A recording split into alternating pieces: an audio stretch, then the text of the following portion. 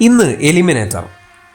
അഹമ്മദാബാദിൽ Royal Challengers ബാംഗ്ലൂരും രാജസ്ഥാൻ റോയൽസും വീറും വാശിയുമോടെ പോരാടും. IPL സെക്കൻഡ് ഹാഫിൽ രണ്ട് തരത്തിലുള്ള പെർഫോമൻസ് നടത്തിയ രണ്ട് ടീമുകളാണ് RCBയും RRും. ഭൂരിഭാഗം സമയവും ടേബിൾ ടോപ്പേഴ്സ്. പ്ലേ ഓഫിലേക്ക് എത്തുമെന്ന് ആദ്യം ഉറപ്പാക്കിയ ടീം. ടോപ്പ് 2 ഉറപ്പിച്ചിരുന്നു സഞ്ജുവും രാജസ്ഥാനും. എന്നാൽ തുടരെ 5 മാച്ചുകളിൽ ജയിക്കാനാവാതെ പോയത് രാജസ്ഥാനെ ബാക്ക്ഫുട്ടിലാക്കി. ആ നെഗറ്റീവ് എനർജി മറികടക്കേണ്ട വലിയ കടമ്പ അവർക്കുണ്ട്.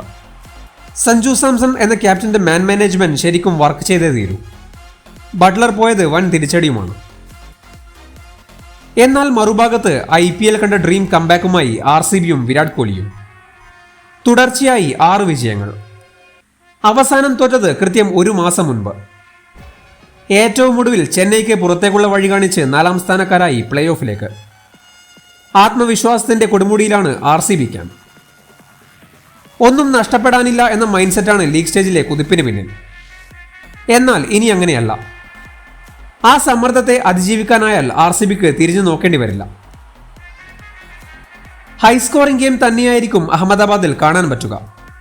ബാറ്റിംഗിൽ RCB ഒരു പടി മുന്നിലാണ്. സ്ലോക്ക് സ്വീപ്പ് പോലുള്ള പുതിയ അഡീഷൻസുമായി വിരാട് കോഹ്ലി സ്പിന്നേഴ്സിനെ നേരിടാൻ റെഡിയാണ്. പടീതറും DKയും കൃത്യമായി ജോലി ചെയ്യുന്നുണ്ട്. കൂടെ ഗ്രീനും മാക്സിയും ക്ലിക്കായാൽ 200 കടക്കാൻ RCBക്ക് ബുദ്ധിമുട്ടുണ്ടാകില്ല.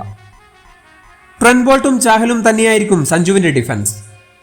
ബോൾട്ടിന്റെ 4 ഓവറുകൾ കൃത്യമായി ഉപയോഗിക്കണം. എന്നാൽ ബാറ്റിംഗിൽ രാജസ്ഥാന് പ്രശ്നങ്ങളുണ്ട്. ഓപ്പണിംഗ് കോമ്പിനേഷൻ സെറ്റായേ തീരൂ. വേറെ വഴിയില്ലെങ്കിൽ സഞ്ജു ഓപ്പൺ ചെയ്യാനും ചാൻസ് ഉണ്ട്. അങ്ങനെയാണെങ്കിൽ മധ്യനിരയുടെ കരുത്ത് കൂട്ടേണ്ടി വരും. യഷ് ദയാൽ അടക്കമുള്ള RCB ബൗളേഴ്സ് വളരെ സെൻസിബിളായി കാര്യങ്ങൾ കൈകാര്യം ചെയ്യുന്നുണ്ട്.